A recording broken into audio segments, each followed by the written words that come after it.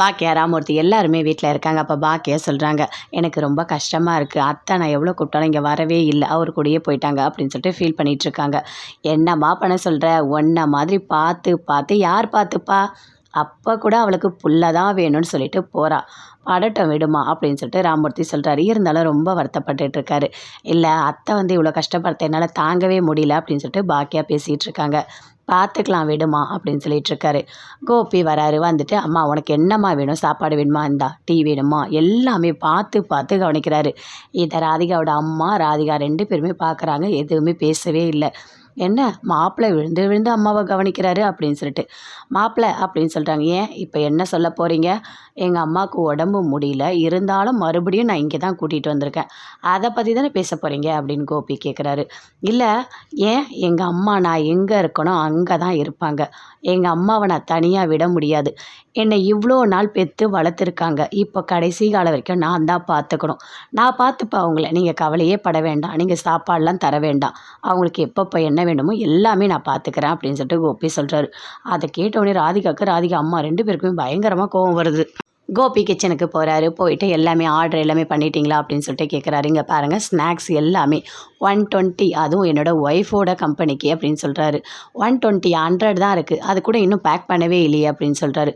என்ன இன்னும் பேக் பண்ணவே இல்லைன்னு சொல்கிறீங்க, இல்லை பேக் பண்ணுறவர் வரலனா அப்படியே வச்சுப்பீங்களா, நீங்கள் தான் பேக் பண்ணணும், 120 கரெக்டாக அனுப்பி விடுங்க அப்படின்னு சொல்கிறாரு கோபி.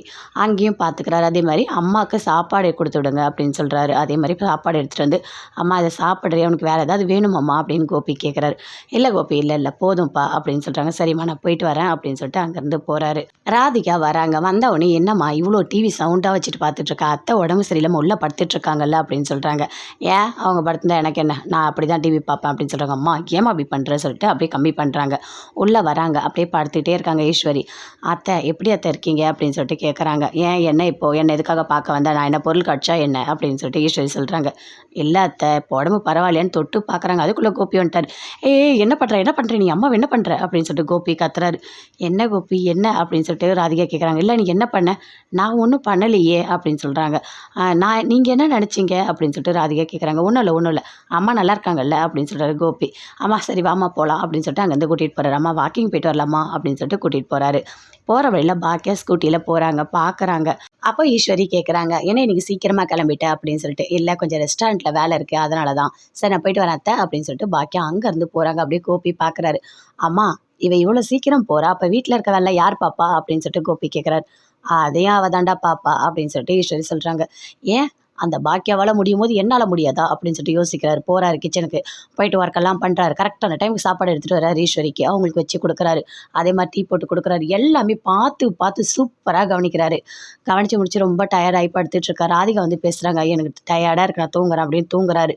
இது எல்லாமே பார்க்கும்போது ராதிகாவுக்கு பயங்கரமாக கோவம் வருது. அப்படியே பாக்கியா வராங்க. வாக்கிங் பின்னாடியே கோபி வராரு. பாக்கியா நில்லு அப்படின்னு சொல்கிறாரு. இல்லை உன்னால் மட்டும் வீட்டில் வேலை செஞ்சுட்டு ரெஸ்டாரண்ட்லேயும் எப்படி பார்க்க முடியுது, அதை பற்றி சொல்லு அப்படின்னு கேட்குறாரு. அதெல்லாம் எனக்கு எதுவுமே தெரியாது, உங்கள் வேலையை பார்த்துட்டு போங்க அப்படின்னு சொல்லிட்டு பாக்கியா அங்கேருந்து போகிறாங்க. ஆமாம், ஏதாவது கேட்டால் எதுவுமே பேசாமல் போகிறா, எப்படி திட்டிட்டு போகிறா அப்படின்னு கோபி